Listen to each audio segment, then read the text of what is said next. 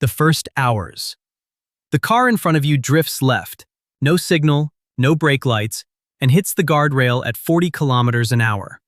1 second ago, you were half listening to a podcast about morning routines, fingers drumming the wheel.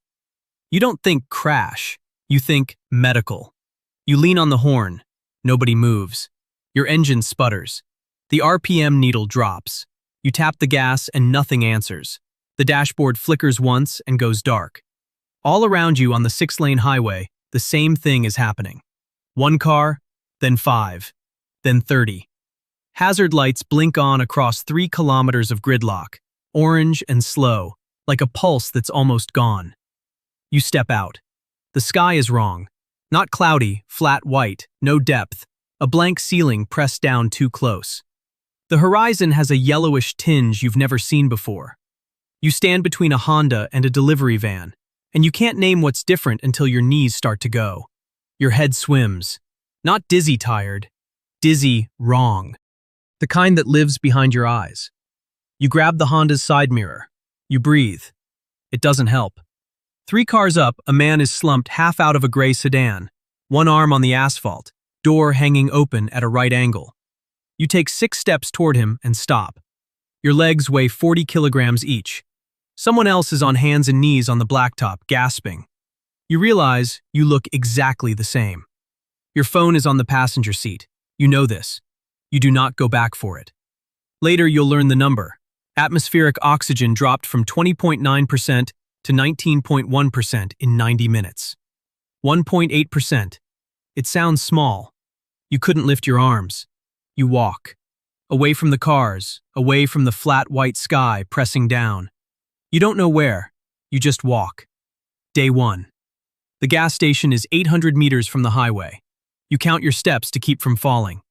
The windows of the convenience store are white with fog, 30 people inside, breathing the same thinning air. The forecourt is covered in luggage, a toppled shopping cart, a child's pink suitcase split open on the concrete. 3 emergency vehicles sit near the pumps with their lights spinning, red and blue on a greenish-gray sky. But no sirens, no engines. Just the lights, running on battery, slow and silent. A hand-lettered sign on the nearest pump reads, "No gas, pump's dead." Above it all, the power lines are bare. No birds, not one. You push inside. It smells like sweat and panic and something chemical you can't name. A woman near the chips aisle is breathing into a paper bag. Someone has stacked sleeping bags against the glass door. You hear a radio. Someone found a battery unit, a beat-up Grundig the size of a shoebox, and you work toward it through shoulders and elbows. The voice on 102.3 FM is calm, in the way that trained people are calm when they're not calm. Global atmospheric oxygen has fallen to 18.5%. Authorities are investigating a phytoplankton collapse event. Combustion-dependent systems are experiencing a long pause. Our experience, static. 14 minutes of broadcast, then nothing. 18.5%. You know that number now. Below 19.1%, your hands went useless. Below 18.5%, you start losing time. The man behind the counter wants cash for the Grundig. You have none. He points at your wrist. Your watch, a Seiko your father left you, scratched crystal, brown leather band, comes off after 7 years without a single day off your wrist. You hand it over. You don't look at it again. You get the radio. You get no signal. Not anymore. 1 week. The streetlights are dead. Every one of them. You move through the neighborhood by the green-yellow glow of a chemical glow stick taped to your jacket zipper. And the light it throws is about 40 centimeters wide. It's enough to see glass. There's a lot of glass. The pharmacy's front door is already gone when you arrive, shattered inward. Cubes of it spread across the sidewalk like dirty ice. 17 people are ahead of you. Someone has a hand-cranked lantern throwing one hard white circle on the linoleum. The shelves are stripped. Someone found a box of disposable oxygen canisters, 12 liters each. 10-minute canisters, the kind sold for altitude sickness at ski resorts, and they're gone in 40 seconds. You get nothing. Then someone says, "Hospital. Loading dock. The oxygen storage wing." You go. You all go. The sky above the hospital is purple-black and completely blank. No light pollution. Nowhere. The city has swallowed itself. You find the ambulance first. It sits half on the curb, rear doors ripped off, interior already stripped to bare metal. Almost bare. One medical O2 canister has rolled under the bench seat. 680 liters at 2,000 pounds per square inch. 5 hours at supplemental flow. You pull it out and you hold it against your chest, and you do not say anything to anyone standing nearby. The hospital loading dock is chained. Security locks trigger when someone forces the side door. A mechanical bar drops, steel on steel, loud as a gunshot. 3 people start screaming at each other. One man swings a fire extinguisher at a window. The group fractures in under 2 minutes. You run before it gets worse. He's in the pharmacy parking lot on your way back, sitting against a concrete planter. Breathing in that way, the 4-second gap between breaths. Hypoxia. His lips are gray. He looks at the canister. You look at him. 16% oxygen tonight. Your canister. 5 hours. One of you. You walk past him. You don't stop. You carry the canister with both arms like something newborn. You don't look back. You don't. 1 month. The gymnasium doors seal behind you with a sound like a refrigerator closing. Thick. Final. 400 meters of industrial weather stripping runs every seam, doors, windows, the gap under the bleachers. Someone has caulked every vent with gray silicone, still tacky in the corners. You press your finger against it. It holds. 22 people live here now. Cots line the basketball court in 2 rows of 11. Above you, tubes run up into the scoreboard rafters, connected to humming metal boxes, car batteries wired to steel plates sitting in tubs of water. Electrolysis. Someone who used to teach chemistry explains it in under a minute. You understand it in under 30 seconds. Water splits. Hydrogen vents outside. Oxygen stays in here. You learn the whiteboard near the entrance. You learn to read it before you do anything else. Numbers in red marker. Oxygen percentage. Logged every 4 hours. 15.1, 14.9, 14.8. You learn that 14.5 is the floor. Below that, you sit down and you do not get up for an hour. Then it happens. Someone shouts that the South Seal is failing. You run, full sprint, maybe 60 meters, before the man beside you grabs your arm hard. Walk, he says. Just that. But you've already done it. Your lungs turn to wet cardboard. You stop. You bend over your knees. The pulse oximeter clip on your finger reads 79%. It should read 95. The doctor, a woman, maybe 50, who carries a battered stethoscope in her jacket, listens to your chest for 40 seconds. She doesn't sugarcoat it. 15 to 20% reduced capacity. Permanent. Scar tissue from the collapse, she says. It won't come back. You stand up straight. You breathe in the thin, machine-made air. You walk to the south wall and you fix the seal yourself. New silicone, pressed flat with your thumb, held for 2 minutes. It holds. You don't sprint anymore. Not ever. 6 months. The shortwave crackles at 6.925 megahertz at 0600 every morning. You already know what it will say. You listen anyway. A flat voice reads the number. 13.8%. Global atmospheric oxygen. Same as yesterday. Same as the day before. Scientific consensus, the voice says. Permanent phytoplankton die-off. Runaway forest feedback. No recovery projected without massive human intervention. You click the radio off. You pick up your soldering iron. Marcus died on a Tuesday. Cardiac event, the doctor said. Chronic hypoxia wears the heart down like sandpaper. Slow, invisible, final. He was 41. He was the only person who fully understood the electrolysis array. His notes were 60 pages of cramped handwriting and circuit diagrams in the margins. You spent 72 hours with those pages. No sleep. Warm water from a dented thermos. The LED headlamp left a white circle burned into your vision for a week. You figure it out. Outside, every tree is bare and brown. Not fall bare. Dead bare. The sky sits low and white, like a ceiling with nothing behind it. From the gymnasium roof, you can see 6 blocks of it. The same stripped branches, the same gray rooftops, the same nothing. Up here, you crouch over an open junction box in fingerless gloves, soldering a new bus connection into the array. 18 car batteries now. A 400-watt solar spread across the entire roof in mismatched panels, zip-tied to conduit with cable that came from 3 different hardware stores. It doesn't look like engineering. It works like engineering. Output: 120 liters of O2 per hour. You doubled it. You trade the surplus. 2 sealed 20-liter drums, hand-stenciled with orange O2 markers, loaded onto a flat cart every 3 days. The shelter on Brennan Street sends back canned food and a bag of antibiotics. The one on 9th sends ibuprofen and a manual water pump. You don't think about Marcus, not during the day. You check the whiteboard. 15.4% inside.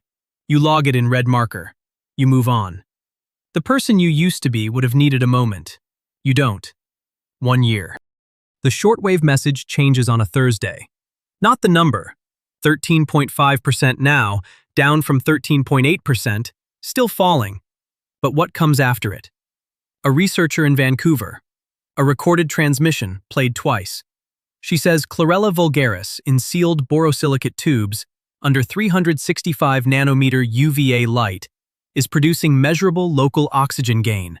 Not global, local. A sealed room, a building, a block maybe if you scale it up. She says 6mm glass tubes. She says copper fittings. She gives the math. You play it 4 times. You write down every number. The greenhouse research facility is 94 kilometers north. Round trip, 200 kilometers. 9 days on foot and bicycle. Loaded packs, 13.5% air. You know what that means for the heart? You go anyway. 7 of you leave at dawn. The world looks different outside the perimeter. The gray fields stretch flat and cracked under a white sky. The soil split open in long, dry fissures like something inside the earth dried up and shrank. A rusted tractor sits half-sunk in a field off the county road. Cab windows long since gone. Weeds that haven't been weeds for months, just brown sticks poking out of pale dirt. Nothing moves.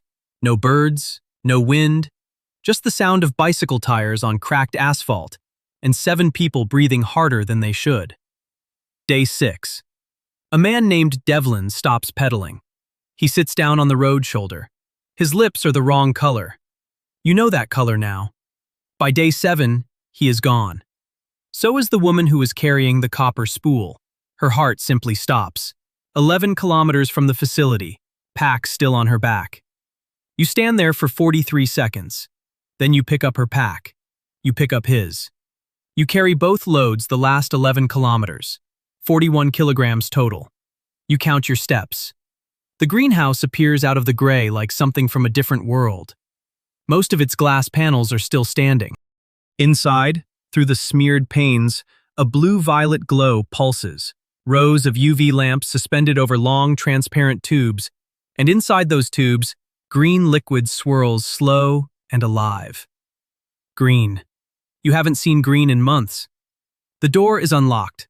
A woman stands inside among her tubes and her light. She has been here alone for 7 months. She already knows the scaling math. She already knows about copper fittings and 6mm borosilicate glass. She looks at your 5 remaining faces. She looks at your 2 extra packs. She doesn't ask. She just says, "I'll come." You don't have words. Not yet. You just breathe the faintly richer air inside her greenhouse and let your legs stop shaking. 2 years.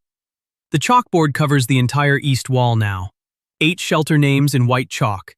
Numbers in yellow, oxygen output, population, days of buffer. Arrows in red showing the flow lines. You update it every morning at 6 a.m. You've done it 730 times. The gymnasium floor holds 6 bioreactor arrays. Tall, borosilicate tubes glowing green under violet UV light, bolted to frames built from dismantled bleacher lumber. Workers in repurposed lab goggles move between them with copper pipelines and output gauges. The hub produces 800 liters per hour. That sounds like enough. It isn't. You stand at the chalkboard now with your palm flat against 3 names circled in red. Elspeth, Bernard, Tomas. The Western Cluster, 11 elderly residents, the oldest shelter in the network. You denied their oxygen supplement request 6 days ago. 40 extra liters per hour, diverted instead to the bioreactor expansion. The botanist needed it.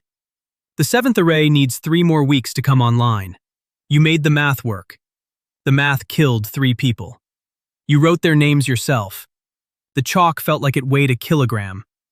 Then the runner arrives. She's been running for 9 hours. She's breathing in the shallow, ragged way that means ambient air the whole way. No supplement, no mask. She puts a folded paper on the table. You unfold it. 87 residents, Eastern Shelter. Factions split over rationing. 2 groups, 1 air supply, no mediation left standing. The runner left 4 days ago. They had a 4-day oxygen buffer at departure. That buffer is gone now, or close enough. You do the math fast. Sending a stabilization team east means stripping the hub to roughly 620 liters per hour, inside the margin but barely. 1 array malfunction, 1 pump failure, and you're rationing here. 340 people at this hub and its spokes, dependent on a system with no redundancy left. You look at the runner. She's 23 years old. She ran 40 kilometers on ambient air to hand you this piece of paper. You look at the chalkboard. Elspeth, Bernard, Tomas. You pick up the chalk. You write the Eastern Shelter a new number in red. You call the 4 strongest people in the hub. You tell them to pack 2 days of food, 1 oxygen concentrator, and the copper repair kit. You tell them what they're walking into. Nobody argues. That's the worst part now. Nobody argues anymore. 5 years. The corridor smells like rain and green things. That still surprises you sometimes. Clear polycarbonate panels arch 12 meters overhead, bolted between 2 old brick apartment buildings. Beneath them, vertical algae panels cover both walls, 3 meters tall, packed dense, running the full length of the block. Small pumps hum every 4 seconds. The panels glow a deep, living green in the afternoon light. People walk beneath them without masks. Light clothing, slow, easy steps. Nobody rushes here. Slow movement is just how the world works now. But nobody is gasping either. 15.2% oxygen inside the 400-meter corridor zone. You check the gauge at 7 a.m. You check it every morning. Some habits don't break. Then she runs. She is 4 years old. Born inside the hub. She has never seen a world without algae walls and polycarbonate ceilings. She has never worn a rebreather mask. You're not sure she knows what a car is. She runs a full lap of the gymnasium, 38 meters, end to end and back, and she doesn't stop. She doesn't slow. Her small arms pump. Her feet slap the rubber floor. She finishes and stands there breathing hard, grinning, not understanding at all why every adult in the room has gone completely still. You look at the pulse oximeter in your hand. Her reading, 94%. You look at the adult beside you, a man who helped build the 3rd bioreactor array with his bare hands. His oximeter reads 87%. Yours reads 88%. She didn't inherit your damage. That's what you're all staring at. A woman near the back presses both hands flat against her own sternum, like she's checking if something is still there. You don't look away from the child. You don't trust your face right now. You try to remember what running felt like. Full speed, lungs burning in the good way.